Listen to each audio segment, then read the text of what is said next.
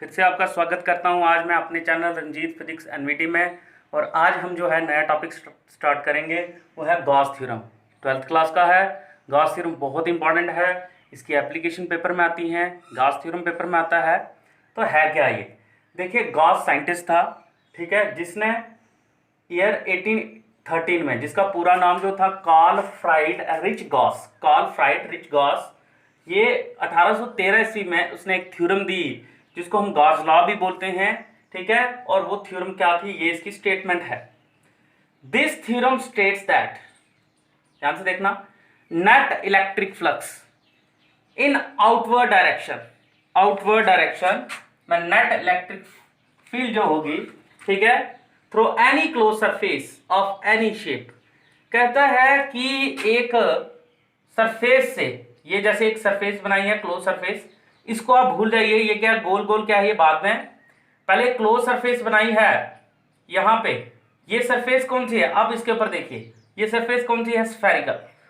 Close का मतलब जो हर साइड से बंद हो, इसे हम गॉसियन सरफेस भी कहते हैं।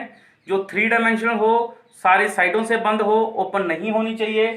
तो ये बात याद रखना, इसमें सरफेस कैसी होनी चाहिए, क्लोज सरफेस में से जो नेट इलेक्ट्रिक फ्लक्स होगा बाहर की तरफ किसी भी क्लोज सरफेस में से, वो इक्वल होगा 1/ε0 टाइम्स,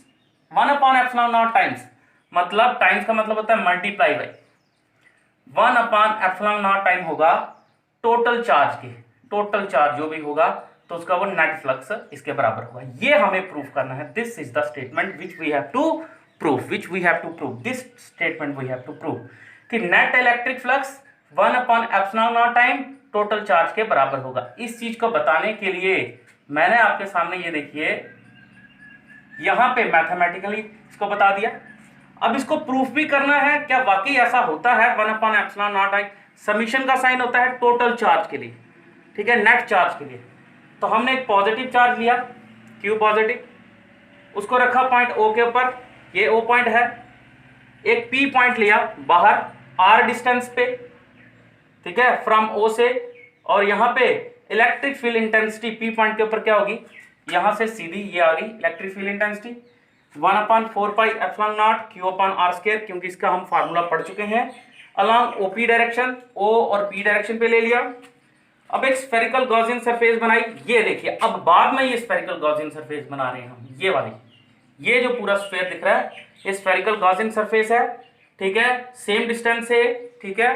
ये देखिए सेंटर ओ लिया है, फिर electric field perpendicular to the sphere के परपेंडिकुलर है, ये देखिए 90 डिग्री इधर भी बनता है, 90 डिग्री इधर भी बनता है, ठीक है। And area vector always lie perpendicular to the surface, area vector भी परपेंडिकुलर होगा, तो ये एरिया वेक्टर आ गया ds, ठीक है। तो अगर ये यूनिट वेक्टर है तो ds किसके बराबर होगा, यूनिट वेक्टर इंटू ds। तो ये हमने लिख लिया हुआ है, ये इसका सरफेस है, स्मॉल सरफेस। इसका मतलब ये दोनों जो है सेम लाइन पे लाई कर रही हैं, ये हमने लिख दिया हुआ है। सो यहां पे आइए, they have angle 0 degree between them, इनके बीच में एंगल कितना है, इलेक्ट्रिक फील्ड और इसके बीच में, ds के बीच में 0 डिग्री है।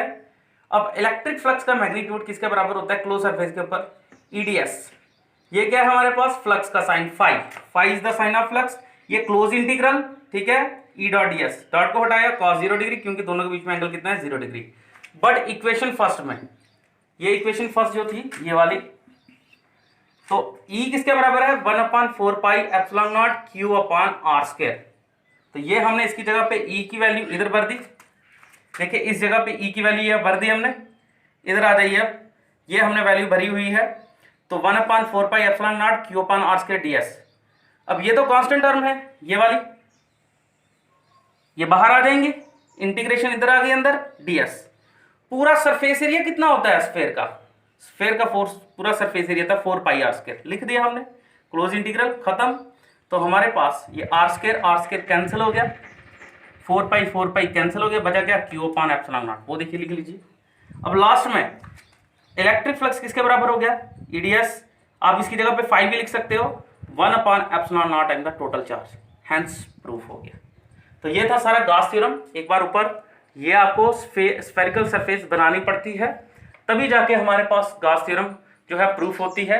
अगर कोई क्लोज सरफेस नहीं बनाते हो तो याद रखिए गॉस थ्योरम वहाँ पे नहीं लगेगी, आपको क्लोज सरफेस बनानी पड़ेगी, गॉसियन सरफेस बनानी पड़ेगी। गॉसियन इसलिए कहा क्योंकि ये कंसेप्ट गॉस ने दिया था, क्लोज सरफेस 3 डायमेंशनल होनी चाहिए, ये बात आपने याद रखनी है। ठीक है, ये है हमारा 12th का गॉस थ्योरम। अब इसके हम नेक्स्ट करते हैं एप्लीकेशन।